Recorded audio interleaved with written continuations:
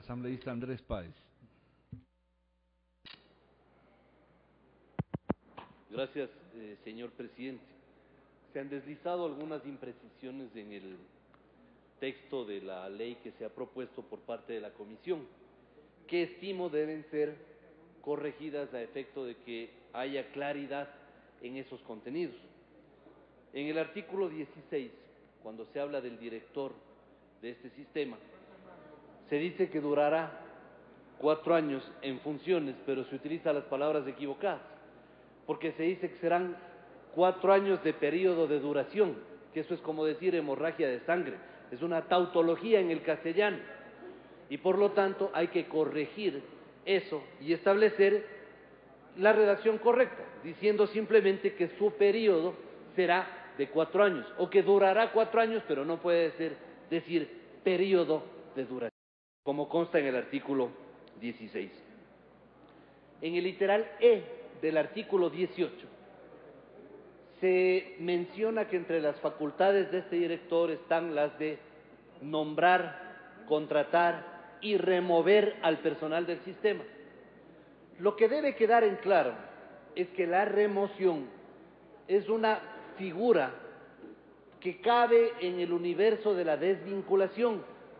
La remoción cabe únicamente respecto de los funcionarios de libre nombramiento y de libre remoción.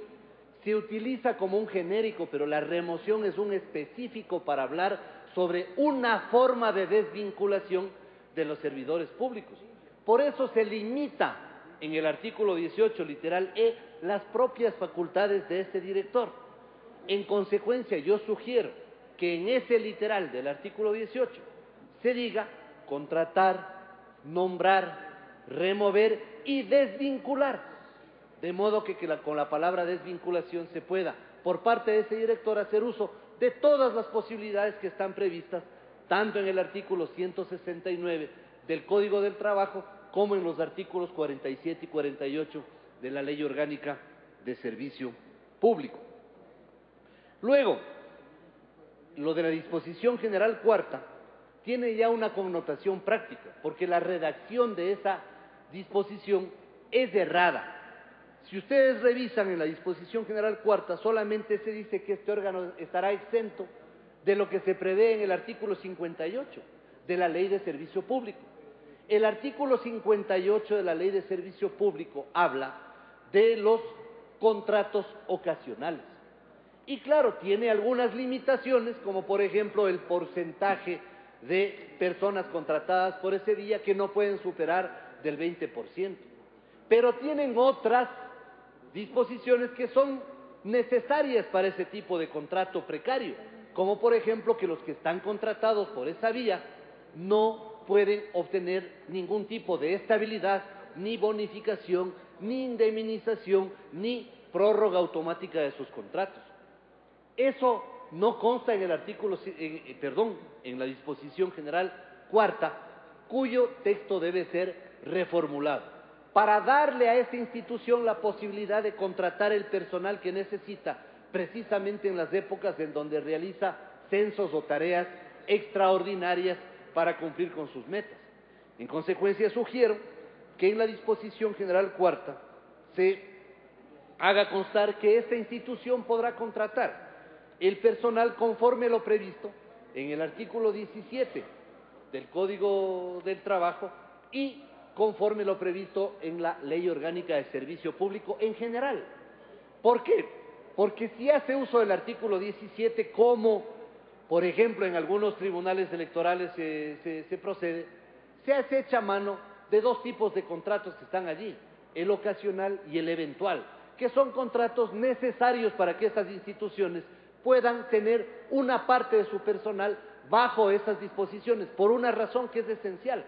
No se puede contratar a un chofer bajo las normas de la Ley de Servicio Público, porque los choferes tienen normas expresas como trabajadores y por lo tanto pueden ser contratados únicamente para esos periodos de trabajos extraordinarios que realizan estas instituciones de acuerdo al artículo 17 del Código del Trabajo.